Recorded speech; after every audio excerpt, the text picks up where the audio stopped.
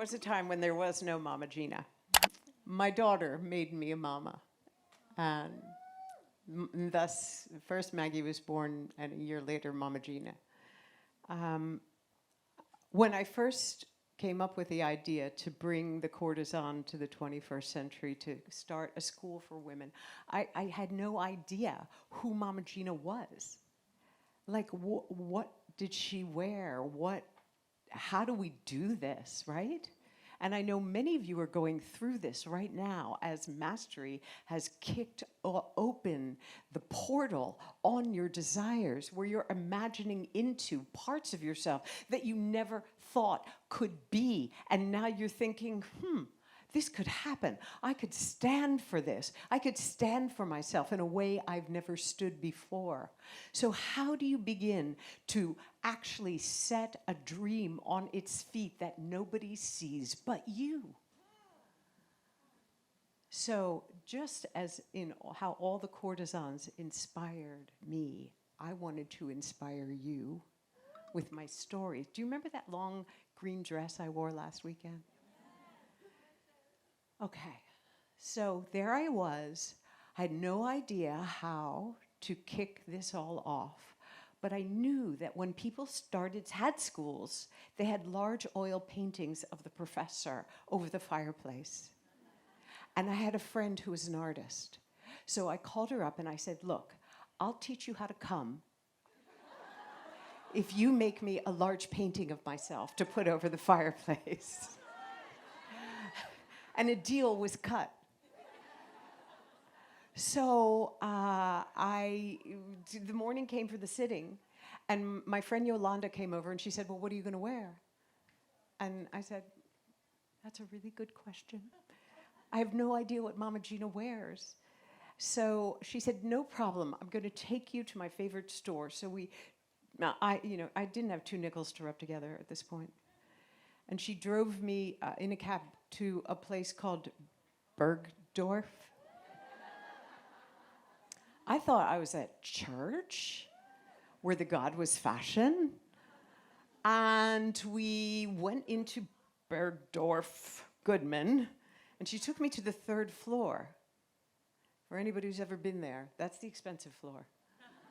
But I didn't look at the prices. I just started to try shit on the sale rack. But the salespeople are very good there.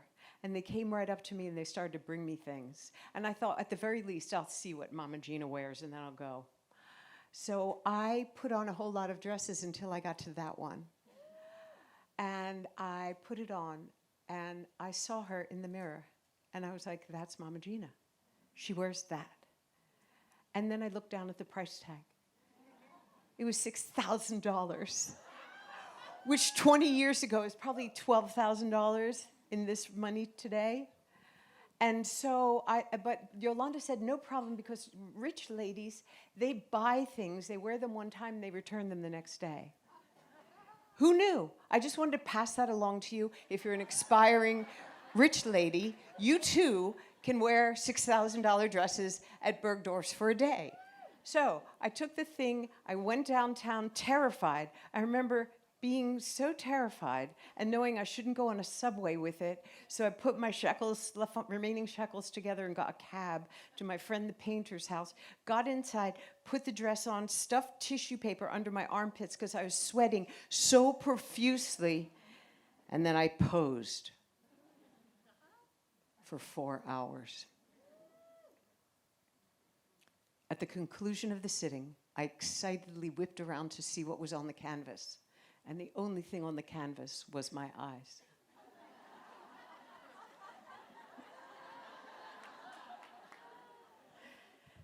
My friend was going to Paris for 2.5 weeks. And so I was beside myself. But she and I shared a gay best friend. I recommend a gay best friend, even if you have to share it. My gay best friend came over and he said, you know what, Regina? You need to keep this dress. You need to figure out what the fuck you wear under this dress, what jewelry goes on this dress, what are the underpinnings, the shoes. You find a way to fucking keep this dress. because Mama Gena has to be. And so I was like, I will find a way. Sometimes it takes a big, insane investment. I never told my mother I was doing this. But I did blow out a few credit cards, I admit. And it took me many years to pay those back, but I paid back every single dime on those credit cards. And I brag I have a platinum one in my wallet right now. Even Amex took me back.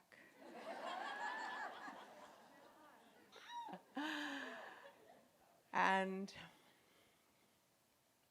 being a courtesan does not give you a life without skin and knees. There is still death. There is still unbearable grief. There is still heartbreak that you don't know how you will get over. You will get thrown out of churches.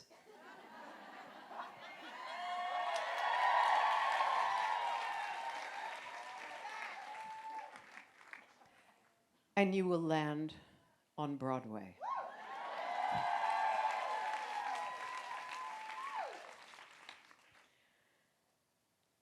If it is your desire, it must be stood for. If it is your desire, its only way on this planet is through you. If it is your desire, it is not selfish. A desire is the interface between you and that which is greater than you. There is no desire that is selfish. Your desires take everyone on this planet higher.